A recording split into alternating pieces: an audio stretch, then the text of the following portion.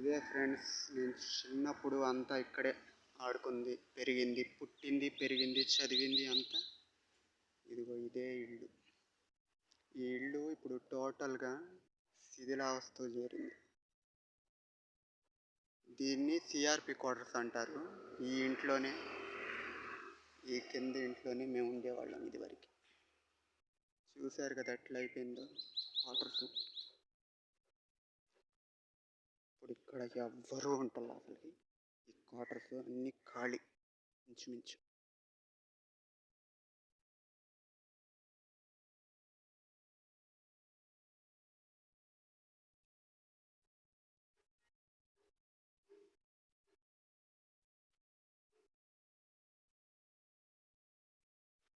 ఇది క్వార్టర్స్ పరిస్థితి.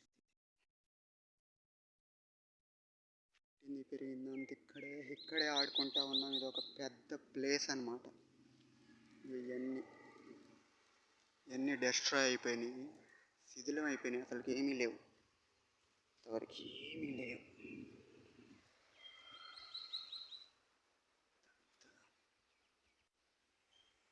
చూడండి,